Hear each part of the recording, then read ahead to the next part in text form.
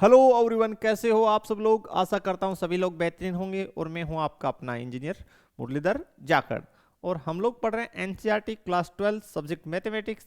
आज के लेक्चर में हम लोग चैप्टर 10 की विविध प्रश्नमाला के एग्जाम्पल सोल्व करेंगे। तो सबसे पहले हम लोग जो एग्जाम्पल सोल्व करेंगे एग्जाम्पल नंबर 26, जो हमें गिवन है एक्स वाई तल में सभी मात्रक सदिश लिखिए। तो देखते हैं किस प्रकार से क्वेश्चन हम बना सकते हैं। सबसे पहले मैं यहां पे ज्यामितीय तल बना देता हूं। स्टूडेंट, ये जो है ये हमारा एक्स एक्स है और इस साइड हमारा एक्स नोट है, ये हमारा वाई एक्स है और ये वाई नोट है। यानी इस साइड एक्स की ऋणात्मक और इस साइड वाई के ऋणात्मक मान आने वाले हैं। हमें जो तल बोला गया वो एक्स वाई तल है। तो देखिए ये हमारा एक्स वाई तल है, इसके सभी मात्रक सदिश हमें याद करने हैं। और मात्रक सदिश वह सदिश होता है जिसका परिमाण एक हो। ठीक है, तो यहां पे हम लोग मान लेते हैं ये हमारा ओरिजिन है ओ, और एक्स वाई तल में यहां पे मान लेते हैं एक बिंदु P है। और अगर हम O को P से मिला दें, देखिए किस प्रकार से क्वेश्चन होगा। O को P से मिला दें तो ये हमारा सदिश हो गया OP सदिश, जो एक्स वाई तल में है। सबसे मेन बात क्या है कि ये जो OP सदिश है इसका परिमाण हमें क्वेश्चन में एक बोला गया है। बोला सर कहां? बिल्कुल लिखा हुआ है ना, एक्स वाई तल के सभी मात्रक सदिश याद करो। तो जो भी सदिश हम एक्स वाई तल में लेंगे उसको हम मात्रक सदिश लिखेंगे। ठीक है, यानी उसका परिमाण एक के बराबर लिखेंगे। ठीक, अब ये जो ओपी सदिश है हमने लिया है, इसका बिंदुपथ क्या होगा? तो आप बोलोगे सर इसका बिंदुपथ जो है वो एक इकाई त्रिज्या वाला वर्त होगा।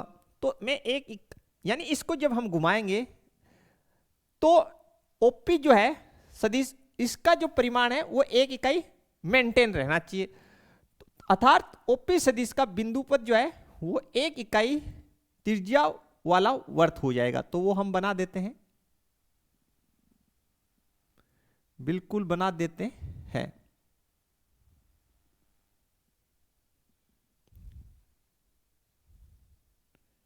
ठीक है स्टूडेंट, ये हमने बना लिया। तो यहां पे जो है ओपी सदिश इसका परिमाण एक हुआ। अब बात आती है कि भाई ये जो P बिंदु है जो हमने एक्स वाई तल में लिया है इसके निर्देशांक क्या होंगे या कैसे निकालेंगे। तो देखिए कैसे हम निकाल सकते हैं। सबसे पहली बात, अगर मैं ये जो हमारा एंगल है इसको थीटा मान लूं, कितना मान ले हम लोग? थीटा मान लेते हैं। अब हम क्या करेंगे, बिंदु P से ये जो OX है इस पे लंब डालेंगे। तो बिंदु P से हमने यहां पे क्या डाल दिया भाई? लंब डाल दिया। क्लियर? तो देखिए बिंदु P से जब हमने यहां पे लंब डाला तो ये हमारा कितने डिग्री होगा? आप कहेंगे सर 90 डिग्री होगा। बिल्कुल ये 90 डिग्री है। इस बिंदु को हम लोग जो है नाम दे देते हैं ए नाम। क्या नामकरण कर दिया हमने? ए नाम हमने दे दिया। अब बिंदु P के हमें निर्देशांक निकालने हैं। तो बिंदु P तक पहुंचने के लिए हमारे पास क्या तरीका है? आप कहोगे सर एक तो हम O से सीधा P पे जा सकते हैं, ठीक है। दूसरा आप कहोगे सर पहले हम एक्स एक्स पर OA डिस्टेंस चलेंगे और फिर वाई एक्स पर AP डिस्टेंस चलेंगे। ठीक है भाई, तो इसके जो निर्देशांक हैं वो हम सपोज कर लेते हैं x, y है। लेकिन P तक पहुंचने के लिए जो x डिस्टेंस हमने तय की वो कौन सी है? आप कहोगे सर वो OA है। तो यहां पे हम लिख देते हैं x। फिर A से हमने P तक पहुंचने के लिए जो y डिस्टेंस तय की वो कौन सी है? वो ये है। अगर हम लोग त्रिकोणमिति का प्रयोग करते हुए x और y डिस्टेंस निकाल लें, वही बिंदु P के निर्देशांक होंगे स्टूडेंट। तो देखिए यहां पे लिखते हैं त्रिभुज OAP से OAP से, किससे? त्रिभुज OAP से। क्या लिख सकते हैं? देखिए ये OP सदिश है, इसका परिमाण हमें पहले से पता है 1 है, तो एक तो ये हमारे पास है, यहां लिख देते हैं थोड़ा सा जमा के कि OP सदिश जो है उसका परिमाण 1 है। x हमें निकालनी है, ठीक।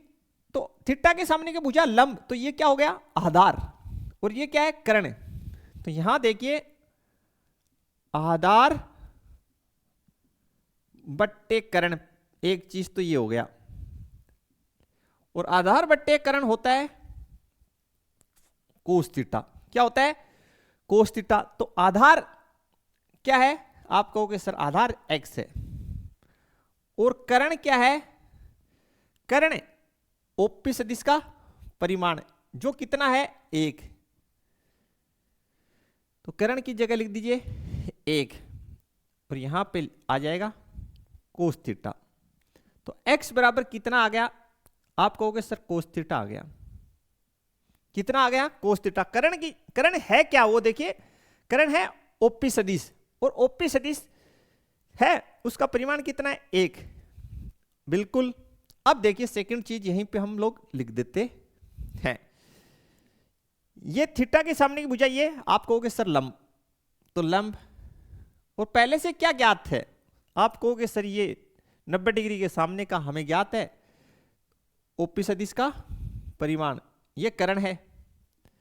तो लंब बट्टे कर्ण, लंब बट्टे कर्ण, थोड़ा सा इसको लिख देते हैं, डायरेक्ट लिख दिया लंब बट्टे कर्ण, लंब बट्टे कर्ण। ये किस में होता है? आप कहोगे सर साइन थीटा में होता है, ठीक है।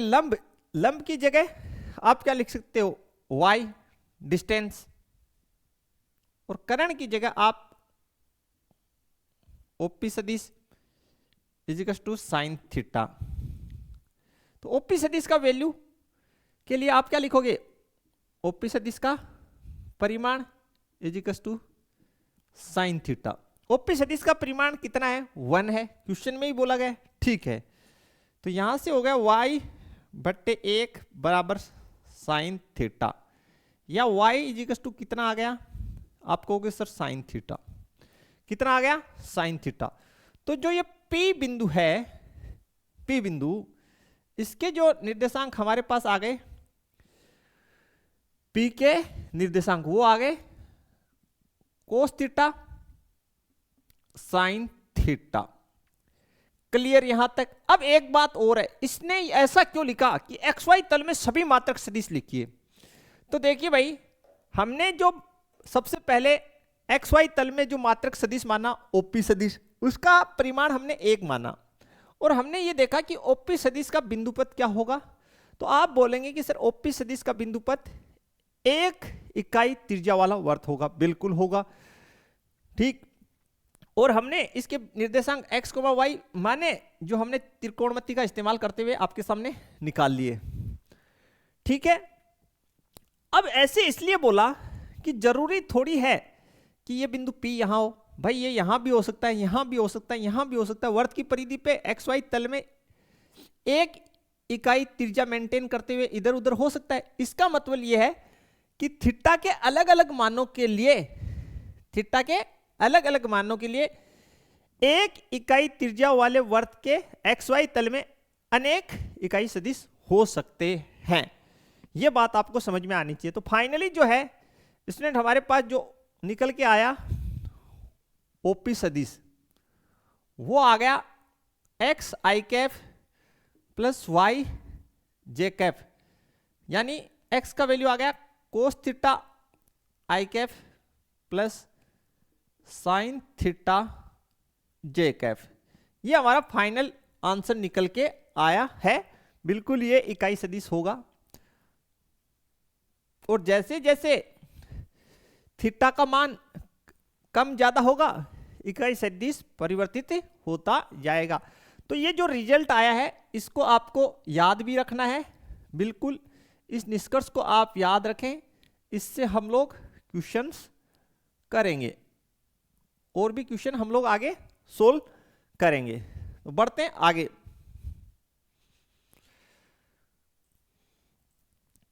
तो स्टूडेंट इसी से रिलेटेड आपकी प्रश्नावली में फर्स्ट क्वेश्चन दे रखा है, एक्स वाई तल में एक्स एक्स की धनात्मक दिशा के साथ वामावर्त दिशा से 30 डिग्री का कोण बनाते हुए मात्रक सदिश ज्ञात कीजिए।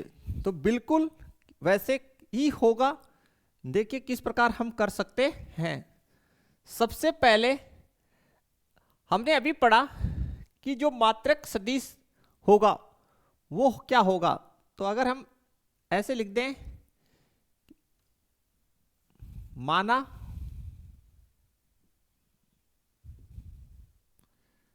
एक्स वाई तल में मात्रक सदिश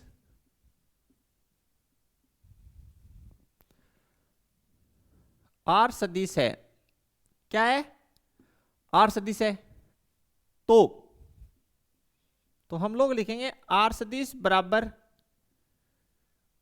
कोस थीटा आई कैप प्लस साइन थीटा जे कैप। ठीक है।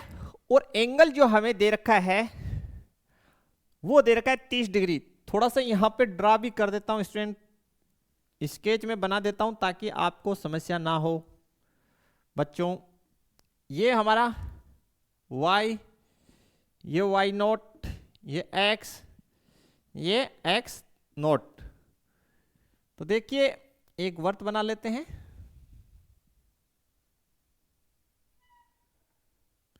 ठीक है। और ये हमारा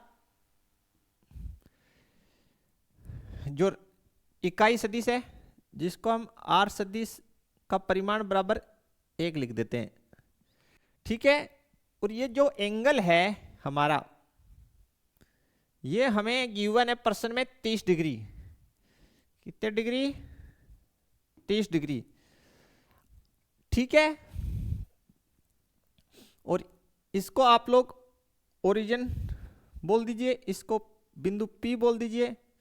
यहां से हम लोगों ने यहां पे लंब डाला ही था। ठीक है।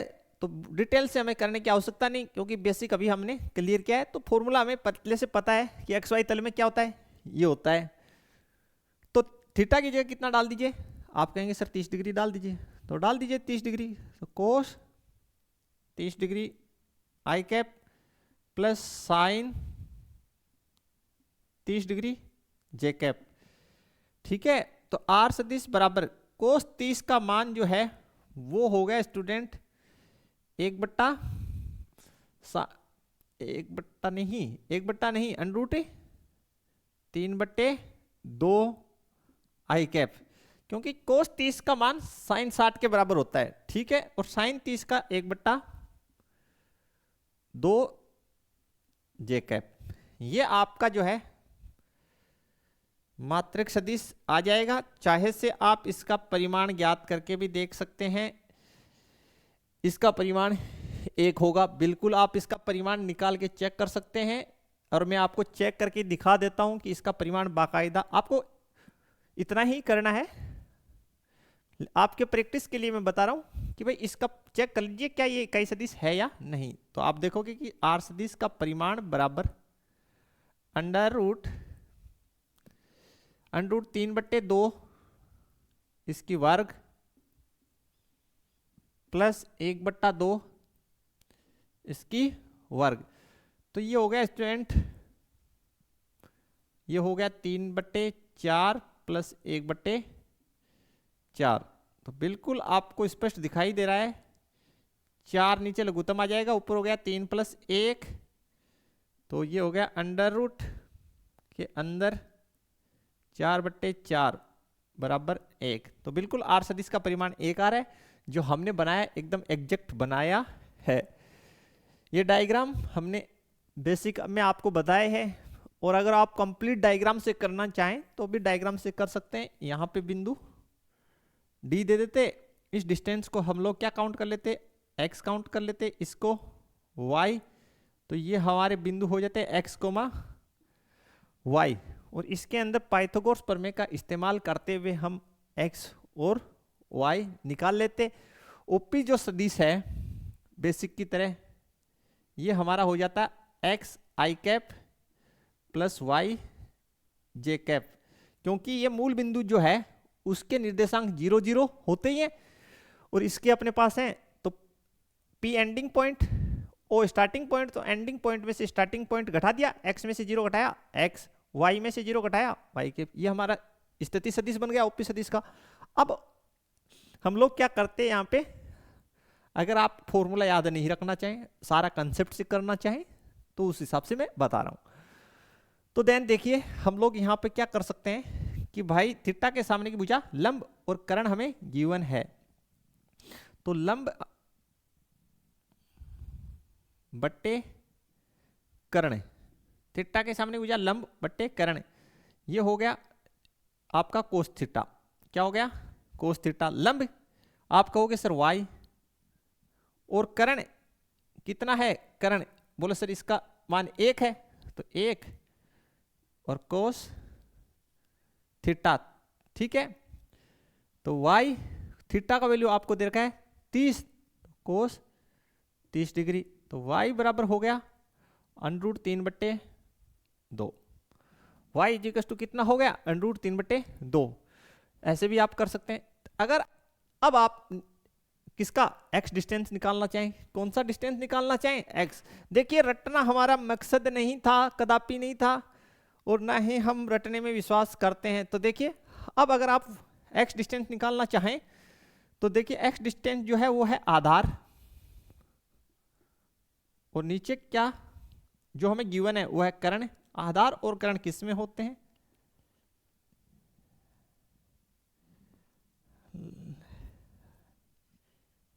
देखिए हमने शायद थीटा के सामने भुजा लंब, ये गलत बनाया, थीटा के सामने भुजा लंब और लंब बट्टे लंब, थीटा के सामने भुजा लंब, लंब बट्टे थीटा के सामने भुजा लंब, और ये कर्ण, ठीक है। लंब और कर्ण ये कब से होने लगा? ये साइन हुआ था भैया, ये गलत लिखा हमने, तो यहां साइन थीटा लिख दीजिए। क्या लिख दीजिए? Sine theta.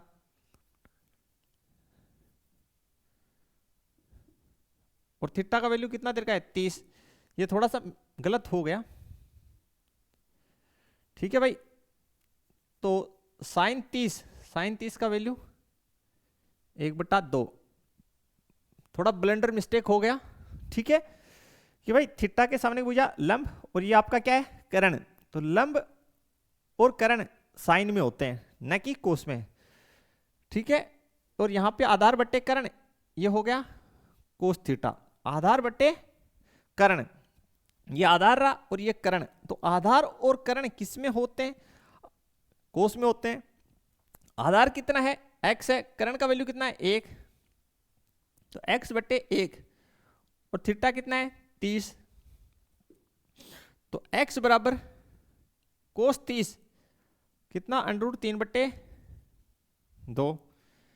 ये दोनों वैल्यूज आपकी बिल्कुल आ गई, ठीक है। इन दोनों वैल्यूज के मान यहां पुट कर दीजिए, तो बिल्कुल आपके पास जो है सदिश जो बनेगा, x की जगह √3/2 i कैप, और y की जगह जो है 1/2 j कैप। सेम, बिल्कुल सेम। तो दोनों मेथड मैंने आप लोगों को बता दिए, पहला बेसिक के अंदर एकदम से क्लियर कर दिया, और अगर आप फॉर्मूला याद रखते हैं तो डायरेक्ट भी हो जाएगा, कोई दिक्कत नहीं है, ठीक है स्टूडेंट। बढ़ते हैं नेक्स्ट एग्जांपल की ओर।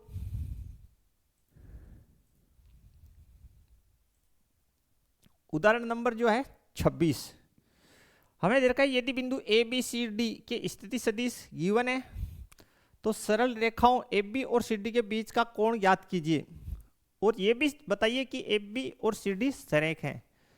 तो बिल्कुल हम लोग बनाते हैं इस क्वेश्चन को। हल जो है 26, सबसे पहले हमें दो बिंदुओं के बीच का कोण ज्ञात करने का फॉर्मूला ऑलरेडी हमें पता ही है कि भाई दो बिंदुओं के बीच का कोण ज्ञात करने का फॉर्मूला जो है वो क्या होता है। तो बिल्कुल कोई घबराने की हमें आवश्यकता नहीं है, आसानी से क्वेश्चन बन जाएगा, बाल को कहीं पे भी कोई डाउट नहीं होने वाली। देखिए किन किन के बीच का कोण ए बी, तो सबसे पहले आप लोग ए बी सदिश निकाल लीजिए, ए बी सदिश निकाल लीजिए। जब हम ए बी सदिश निकालेंगे तो बी जो है वो एंडिंग पॉइंट, ए जो है वो स्टार्टिंग पॉइंट होगा, ठीक है। तो बी का स्थिति सदिश कैसे निकलेगा, बी का स्थिति सदिश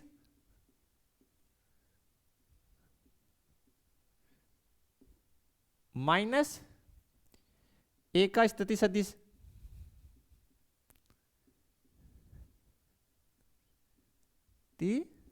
सदिश।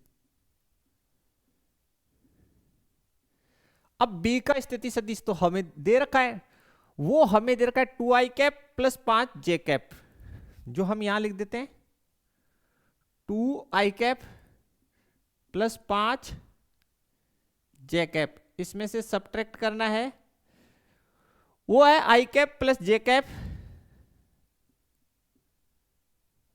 Plus k cap. तो देखिए किस प्रकार से हो जाएगा, 2i cap plus 5j cap minus i cap minus j cap minus k cap. तो बिल्कुल स्टूडेंट यहां से हमारा हो गया ए बी सदिश बराबर 2i कैप में से i कैप गया, i कैप, 5j कैप में से j कैप गया, आप कहोगे सर 4j कैप, और माइनस k कैप। ये हमने ए बी सदिश निकाल लिया। अब हम सी डी सदिश निकालते हैं, सी डी सदिश निकालते हैं।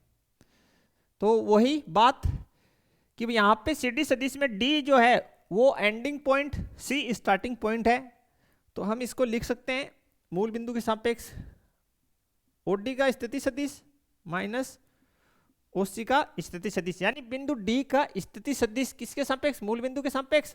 हाँ यहाँ पे हिंदी में लिखा है, ये मैथमेटिकली लिखा है, और बिंदु सी का स्थिति सदिश किसके सापेक्ष, मूल बिंदु के सापेक्ष। भैया देखिए मूल बिंदु के निर्देशांक 0 0 0 होते हैं, तो जब भी हम किसी सदिश का मूल बिंदु के सापेक्ष निकालेंगे उसमें कोई चेंजेस नहीं होगा, ठीक है। ये बात हम काफी बार डिस्कस कर चुके हैं, ठीक है। तो देखिए डी के जो निर्देशांक हम डी का जो स्थिति सदिश है वो i cap minus 6j cap minus k cap,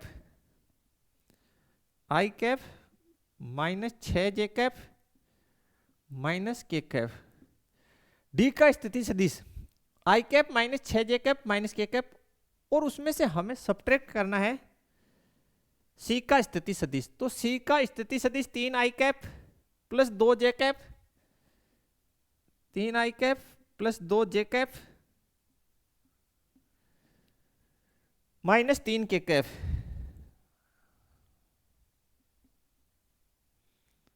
ठीक है, अब इसको आगे सोल्व कर लीजिए आप लोग। तो यहां लिख दीजिए सी डी सदिश बराबर i cap minus 6j cap minus k cap और minus 3i cap minus 2j cap plus 3k cap.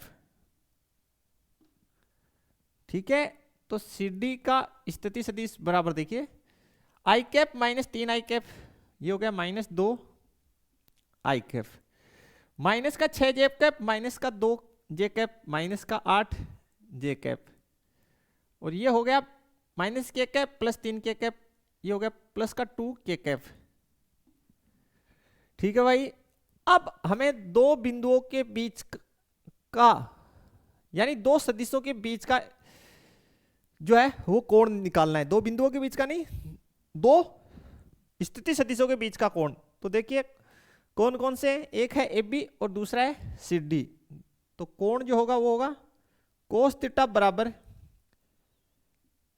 A B सदिश डॉट सी डी सदिश बट्टे ए बी सदिश का परिमाण सी डी सदिश का परिमाण। तो दोनों सदिशों का पहले मैं डॉट प्रोडक्ट कर लेता हूं। ए बी सदिश डॉट सी डी सदिश। ए बी सदिश मेरे पास है आई कैफ प्लस 4 जे कैफ माइनस के कैफ माइनस सी डी सदिश जो है वो है -2 आई कैफ माइनस 8 जे कैफ प्लस 2 के कैफ।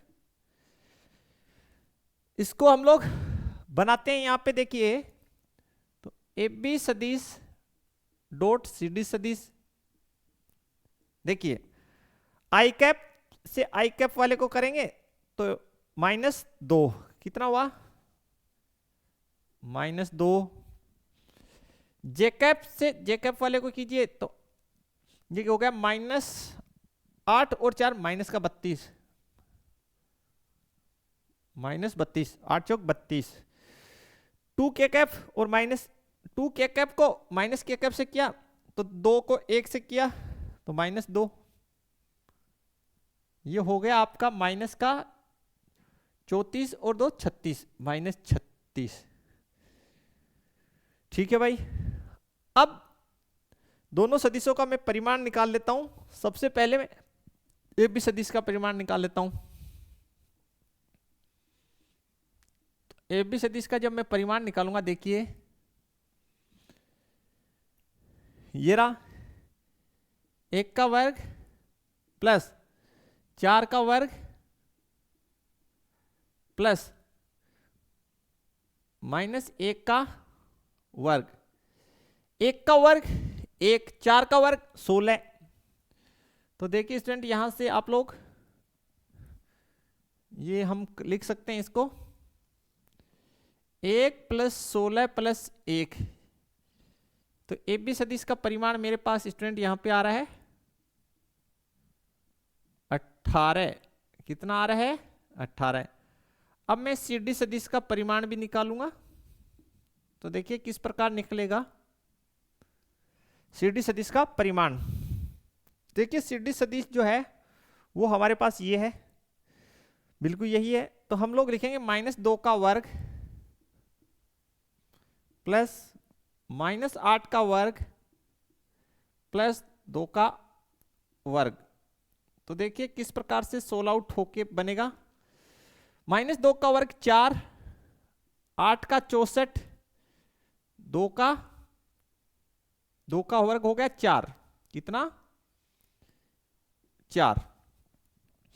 ये 64, 4, 68, 68, 4, 72।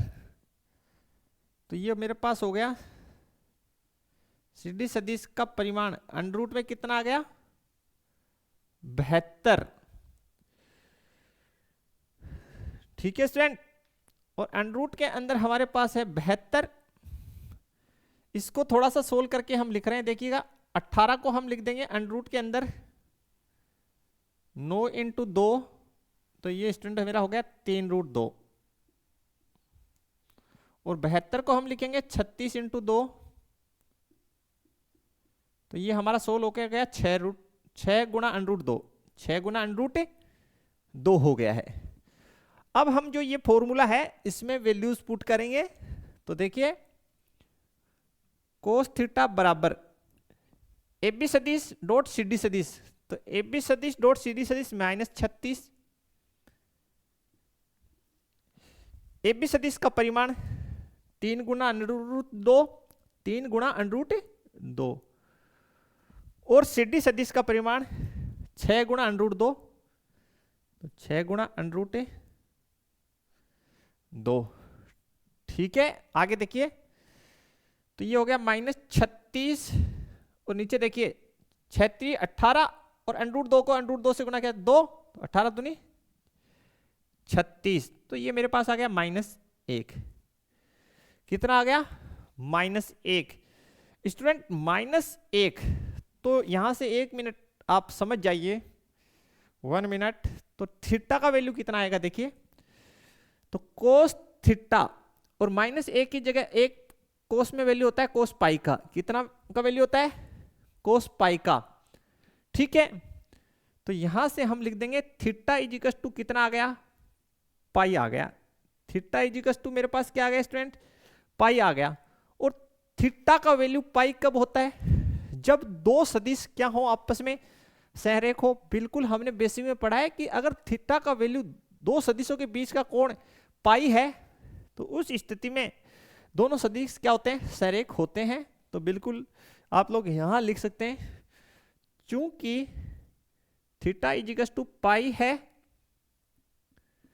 अतः ए बी सदिश व सी डी सदिश सहरेख हैं, सहरेख हैं, बिल्कुल है, इसमें कोई दो राय नहीं है, कहीं पे भी आपको कंफ्यूज होने की आवश्यकता नहीं। क्वेश्चन अच्छा था, जबरदस्त पीछे के कंसेप्टों पे आधारित। तो अगर आप लोगों का जो बेसिक है वो आप लोगों ने अच्छा बना लिया तो कहीं कोई क्वेश्चनों में डाउट्स नहीं होगी। बेसिक को आप अच्छे से पढ़ें। बढ़ते हैं नेक्स्ट क्वेश्चन की तरफ। तो नेक्स्ट जो है वो हमारे पास है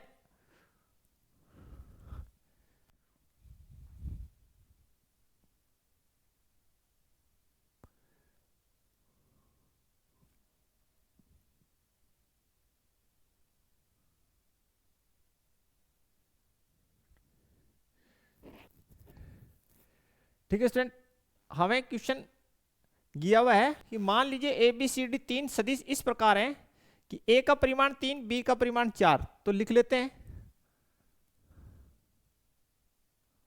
हल 28 नंबरों के अंदर ए का परिमाण बी का परिमाण और सी सदिश इन तीनों का परिमाण हमें दे रखा है। तो दे रखा है वो लिख लीजिए 3 4 और 5, 3 4 और 5। और इनमें से प्रत्येक सदिश अन्य दो सदिशों के योगफल पर लंबवत है। इसका क्या मतलब है? इनमें से प्रत्येक सदिश अन्य दो सदिशों के योगफल पर लंबवत है। इसका मतलब साथ में और भी दिया हुआ है, वो देखिए क्या दिया हुआ है कि भाई जैसे ए सदिश जो है एक तो ये, दूसरा अगर बी सदिश, यहां लिख रहा हूं सी सदिश, प्रत्येक सदिश यानी ए सदिश जो है वो अन्य दो सदिशों के योगफल यानी बी सदिश प्लस सी सदिश इन पर लंबवत है। तो जब भी एक सदिश अन्य सदिश पे लंबवत होता है तो उनका डॉट प्रोडक्ट क्या होता है 0 होता है। तो यहां पे लगा देंगे डॉट, ठीक है भाई। इसी प्रकार बी सदिश जो है वो लंबवत है यानी उसका डॉट प्रोडक्ट किसके साथ, ए सदिश प्लस सी सदिश, इसके साथ क्या होने वाला है 0 होगा, बिल्कुल 0 होगा। इसी प्रकार सी सदिश का डॉट प्रोडक्ट जो है वो ए सदिश प्लस बी सदिश इसके साथ 0 होगा। बोला सर ऐसा क्यों लिखा?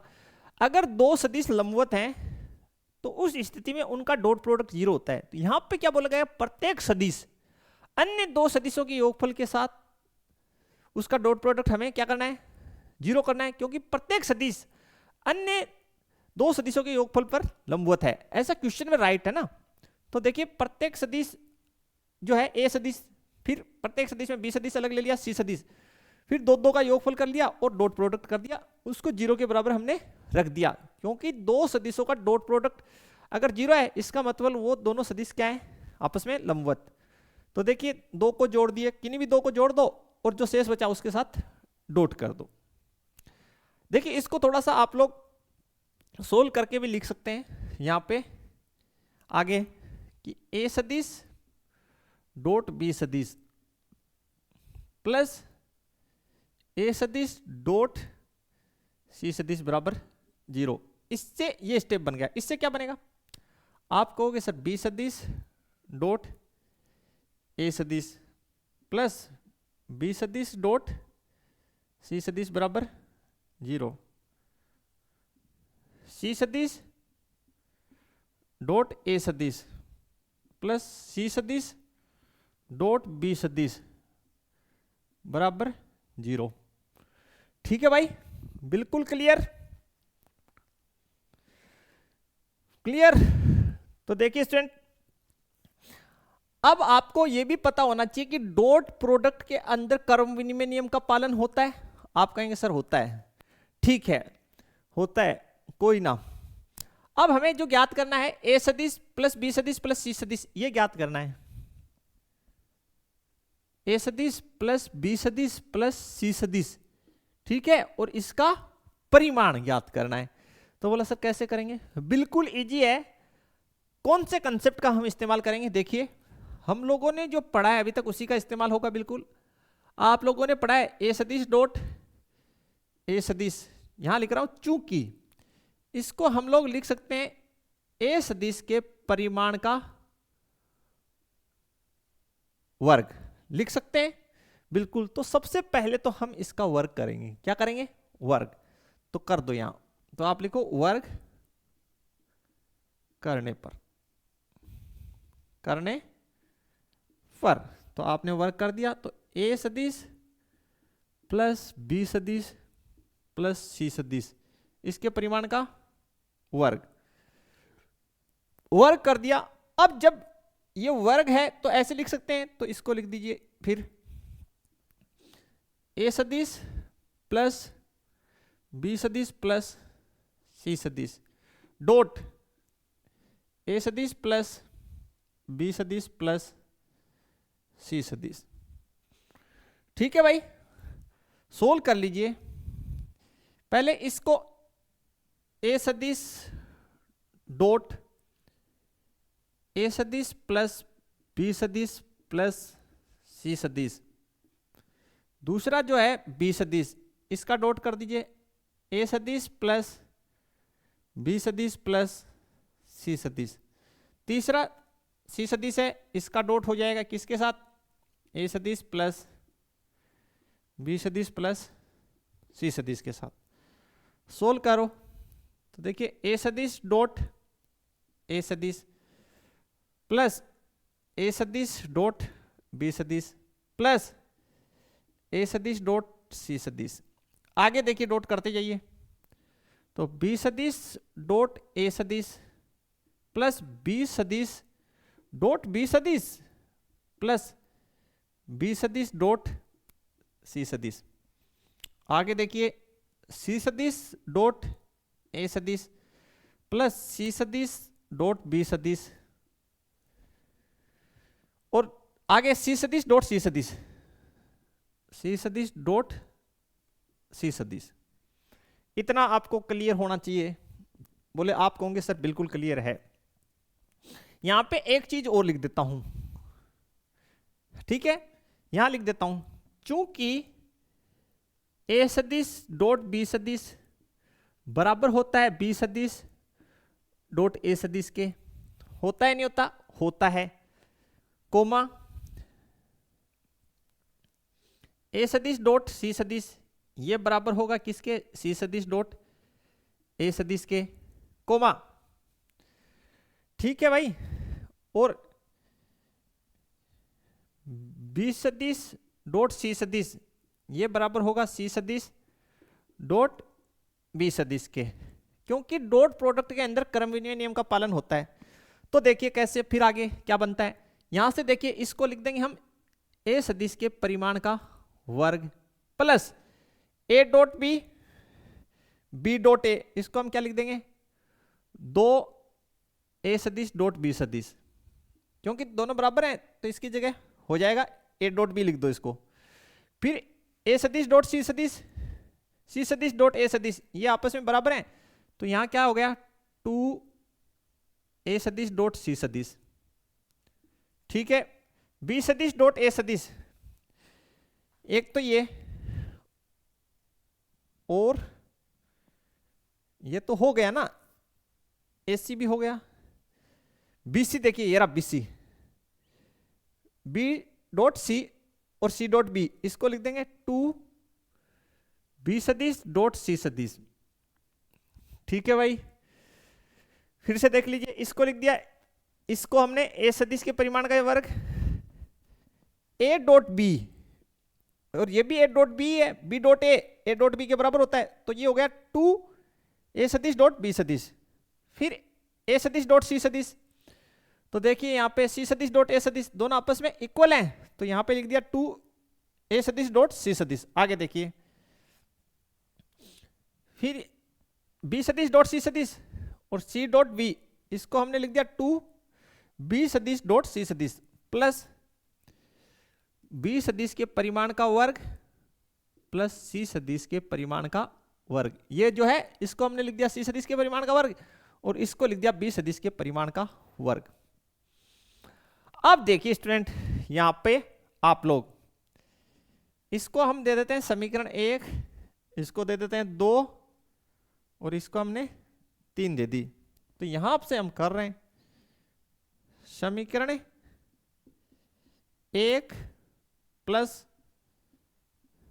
समीकरण 2 प्लस समीकरण 3।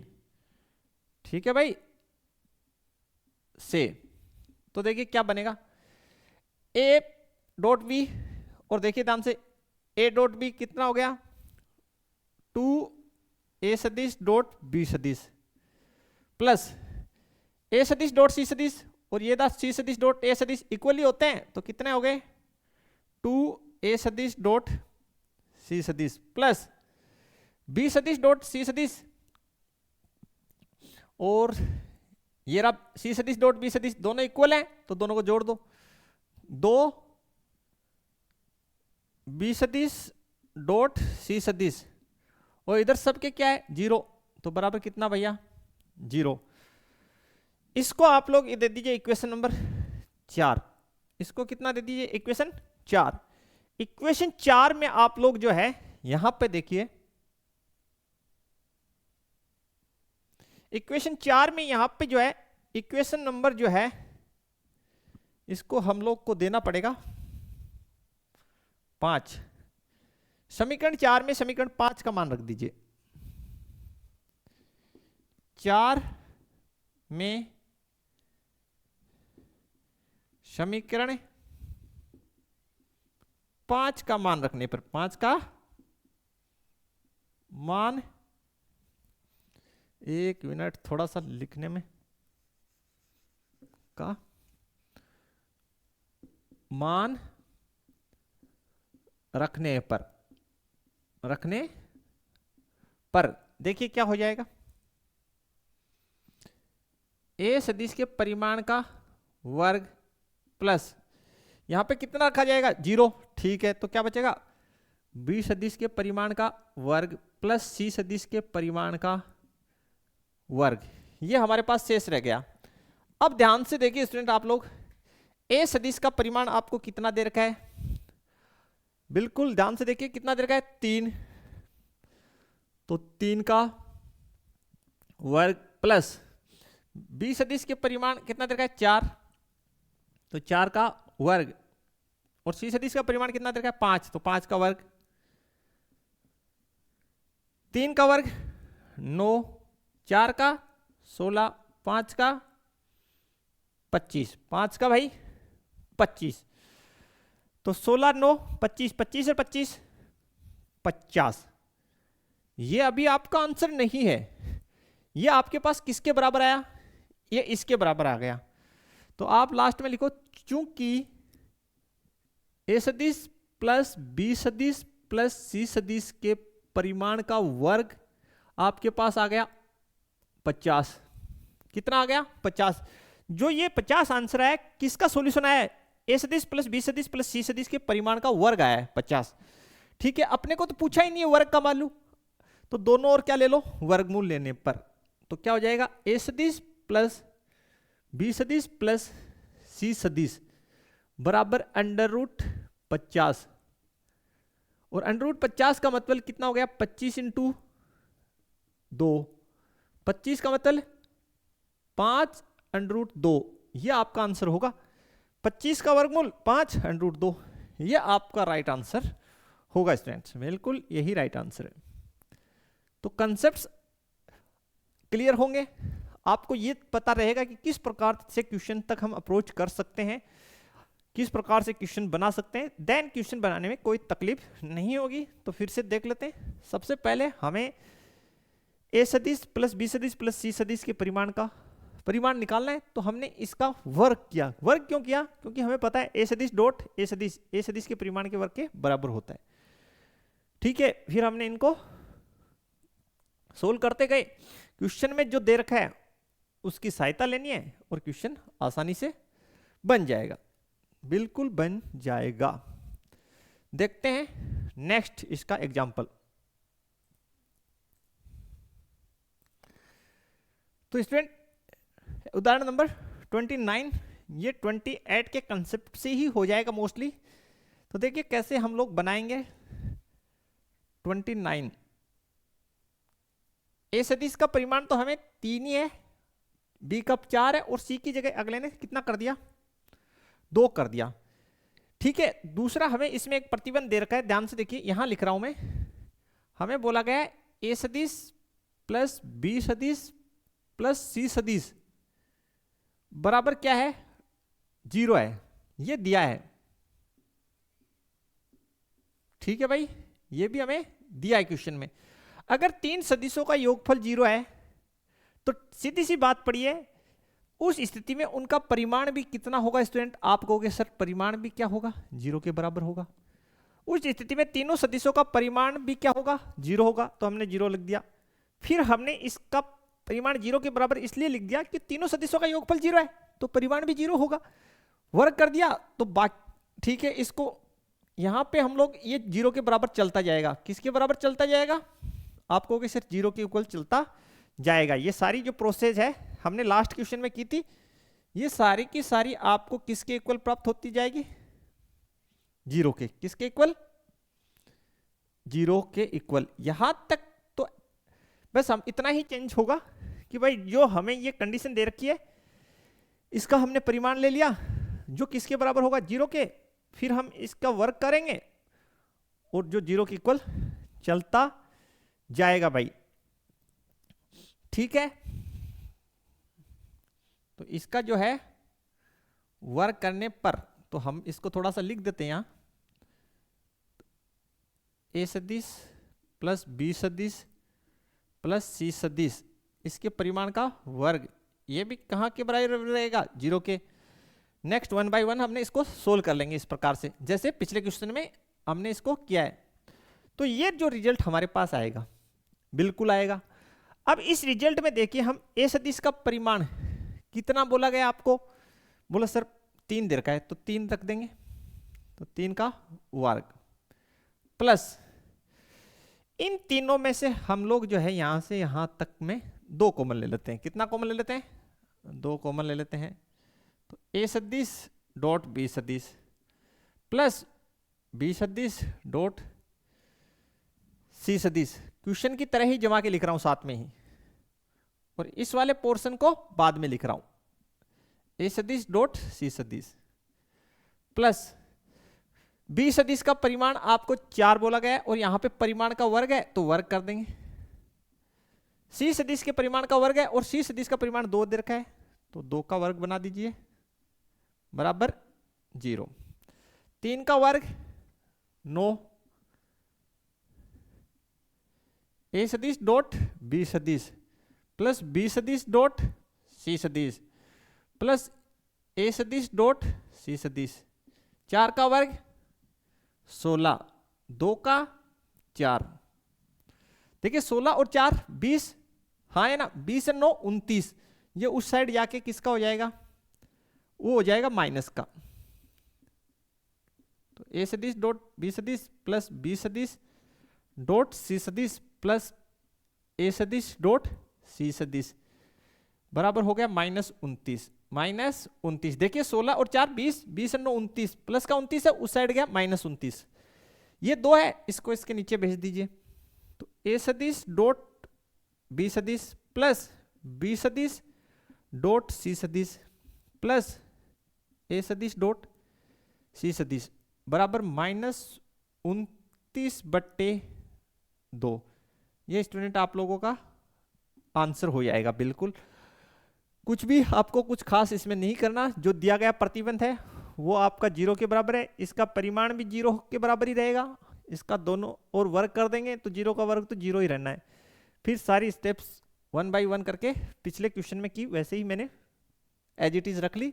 जो 0 के बराबर आ रही है इसका मान मुझे ज्ञात करना है, इसमें से 2 मैंने कॉमन ले लिया। ए सदिश का परिमाण, बी सदिश का परिमाण और सी सदिश का परिमाण तीनों हमें दे रखे हैं, वैल्यूज पुट कर दी और सोल्व कर लिया। काफी इजी क्वेश्चन और बढ़िया क्वेश्चन हम इसको बोल सकते हैं। नेक्स्ट क्वेश्चन बनाते हैं, देखिए किस प्रकार से बन जाएगा। 30 नंबर जो उदाहरण है, यदि परस्पर लंबवत मात्रक सदिश आई कैप जे कैप और के कैप, सबसे पहले तो ये है कि आई कैप जे कैप और के कैप ये तीनों जो है परस्पर लंबवत मात्रक सदिश, ठीक है। बोला गया है कि दक्षिणावर्ती पद्धति के सापेक्ष, यानी हमें राइट हैंड थंब रूल का यहां पे इस्तेमाल करना है। दक्षिणावर्ती पद्धति का मतलब डायरेक्शन के लिए। अल्फा हमें दे रखा है, बीटा सदिश, अल्फा सदिश, बीटा सदिश दे रखा है। तो सबसे पहले मैं अल्फा सदिश लिख लेता हूं जो दिया गया है, काम आने वाला है, फिर क्वेश्चन आगे पढ़ते रहेंगे, साथ साथ में ही लिख लेते हैं। हल 30, ठीक है भाई।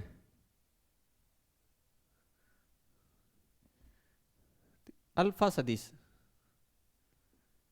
क्या गिवन है, देखिए अल्फा सदिश 3 आई कैप माइनस जे कैप, 3 आई कैप माइनस जे कैप, और बीटा सदिश जो है वो देखिए वो है 2 आई कैप प्लस जे कैप, 2 आई कैप प्लस जे कैप माइनस 3 के कैप। तो बीटा सदिश को किस प्रकार से अभिव्यक्त किया गया वो भी देख लिए। बीटा सदिश बराबर लिखा गया है बीटा 1 सदिश प्लस बीटा 2 सदिश। यहां तक क्लियर हो गया होगा कि हमें बोला गया है कि परस्पर लंबवत सदिश, लंबवत मात्रक सदिश कि आई कैप जे कैप और के कैप परस्पर लंबवत मात्रक सदिश हैं। दक्षिणावर्त पद्धति के सापेक्ष अल्फा सदिश और बीटा सदिश को किस प्रकार लिखा गया है, बीटा सदिश बराबर बीटा 1 प्लस बीटा 2 के रूप में अभिव्यक्त कीजिए, ठीक है। अब मजेदार बात नीचे लिखी गई है कि बीटा 1 सदिश अल्फा के समानांतर है। बीटा 1, ये इंपॉर्टेंट बात है, बीटा 1 सदिश अल्फा के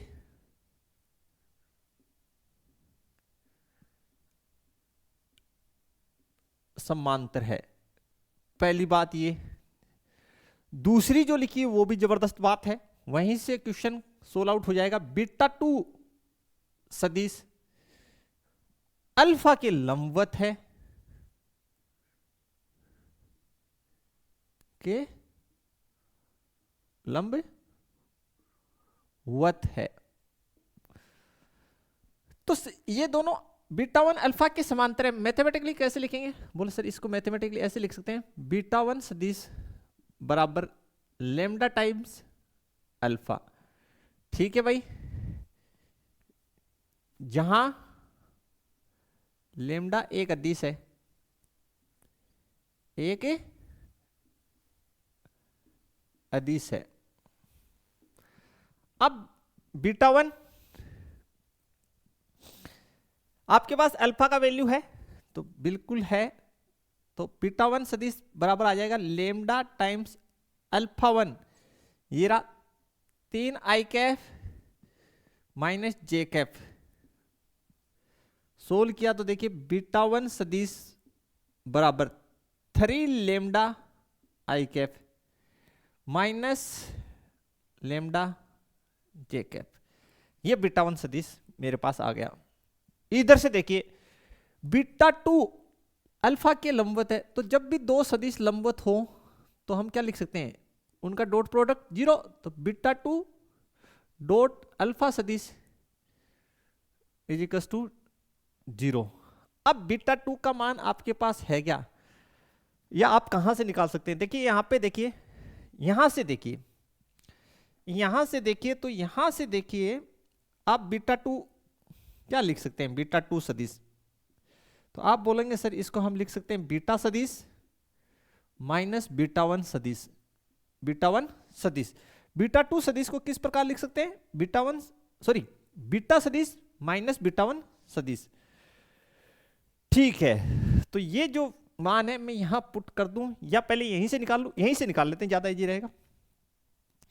बीटा सदिश ये रहा 2i cap plus j cap minus 3k cap minus beta 1 सदिश ये रहा 3 lambda i cap minus lambda j cap. Solve कर रहे हैं, देखिए बीटा 2 सदिश, तो बीटा 2 सदिश बराबर, यहां से देखिए तो 2i cap plus j cap minus 3k cap minus 3 lambda i cap plus lambda j cap. ठीक है, बिल्कुल क्लियर। तो यहां से देखिए बीटा 2 सदिश, अगर हम आई कैप कॉमन ले लें यहां से, तो इसको क्या लिखेंगे? 2 माइनस 3 लेमडा आई कैप यहां से, और यहां से मैंने आई कैप कॉमन लिया। फिर जे कैप अगर कॉमन ले लूं तो देखिए 1, यहां से जे कैप कॉमन ले लिया, और यहां से जे कैप कॉमन ले लूं तो 1 प्लस लेमडा जे कैप। के कैप के अंदर देखिए इसमें के कैप है नहीं, तो माइनस 3 के कैप। इतना क्लियर हो जाना चाहिए।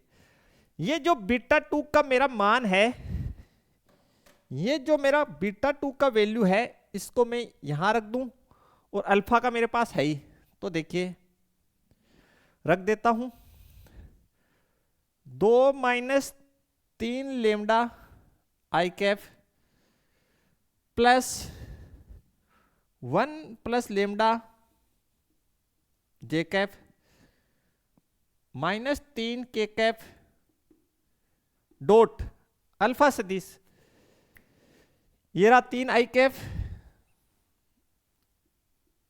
Minus j cap is equal to 0। देखिए सोल्व करेंगे, आई कैफ वाले को आई कैफ वाले से मल्टीप्लाई करेंगे, तो 3 गुणा 2 माइनस 3 लेमडा जे कैफ वाले को करेंगे तो कितना है? तो आप कहेंगे सर -1 है, तो -1 गुना 1 प्लस लेमडा, और इधर के का कितना है? आप कहेंगे सर के का तो है ही नहीं, इसका मतलब के का गुणांक कितना है? 0। तो इससे मल्टीप्लाई करेंगे तो ये हो जाएगा 0। ठीक है, तो इज इक्वल टू 0। कुछ बच्चे पूछ सकते हैं कि सर इधर तो के का है ही नहीं, तो भैया के कैप तो है लेकिन उसका गुणांक कितना है? 0। ठीक है, या हम ऐसे लिख सकते हैं, कंफ्यूजन आपकी हटा दूं थोड़ी सी, 0 के कैफ इज इक्वल टू 0। ठीक है, तो 0 जो है उसको के कैप का गुणांक कितना है? 0, उसको -3 से गुणा करेंगे तो 0 हो जाएगा। समझ गए? अब इसको सोल्व कर लीजिए। 3 दूनी 6 minus 9 lambda minus 1 minus lambda बराबर 0। ठीक है, तो देखिए 6 में से 1 गया, 5 माइनस 9 लेमडा और 1 लेमडा माइनस का 10 लेमडा बराबर 0। तो 5 बराबर 10 लेमडा, तो यहां से लेमडा बराबर 5/10 या लेमडा बराबर 1/2। लेमडा बराबर 1/2 हमारे पास आ गया। ठीक है स्टूडेंट,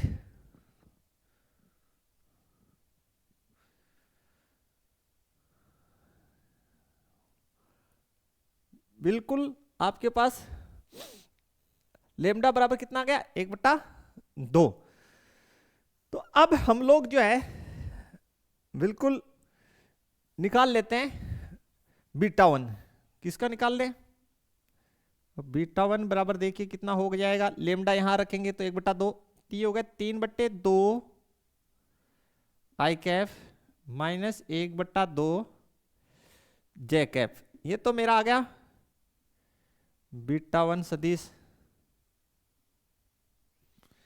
क्लियर हो जाना चाहिए। यहां से बीटा 2 आगे यहां निकाल देते हैं, बीटा 2 सदिश है तो 2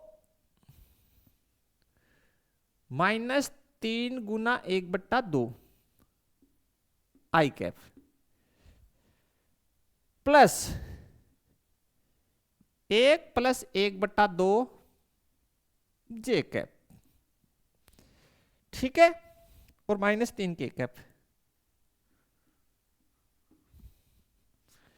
तो ये देखिए सोल्व होके कितना हो जाएगा, बीटा 2 सदिश 3/2, तो इसको ये हो जाएगा लघुत्तम कितनी आएगी 2, यहां पे कितना 4 माइनस 3, तो देख लीजिए 2 दूनी 4, 4 में से 3 सॉरी यार, इसको गुना में आई कैप, और ये कितना हो गया 1 और आधा, लघुत्तम कितना 2, तो यहां पे 2 प्लस 1 जे कैप माइनस 3 के कैप। ठीक है, क्लियर, बिल्कुल। कहीं कोई डाउट है तो बता सकते हैं आप।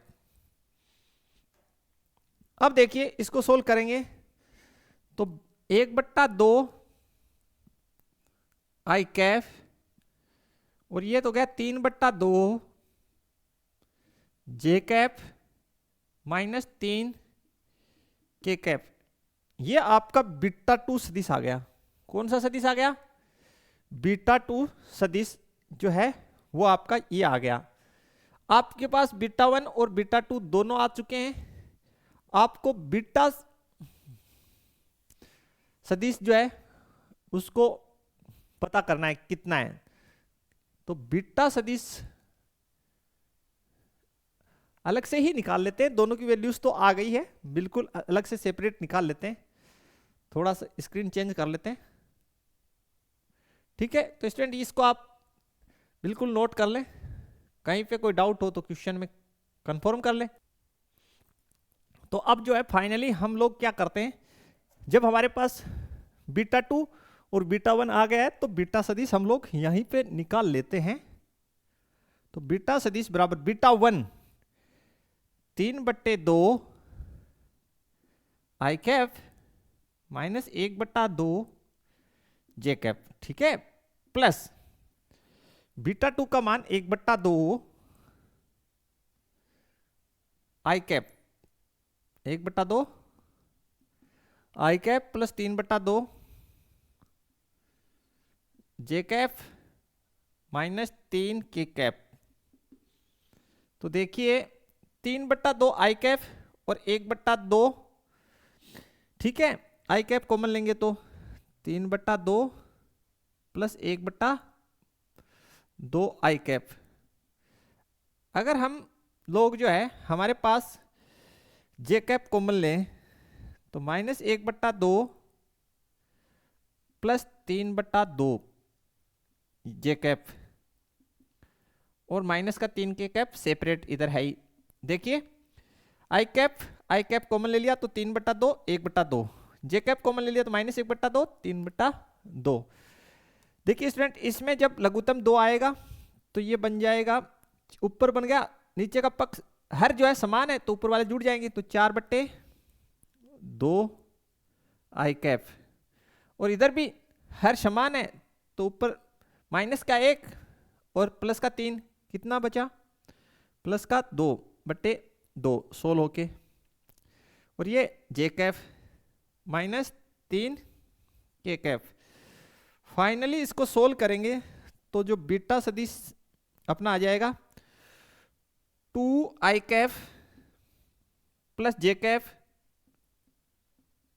माइनस 3 के कैप, 2 आई कैप प्लस जे कैप माइनस 3 के कैफ।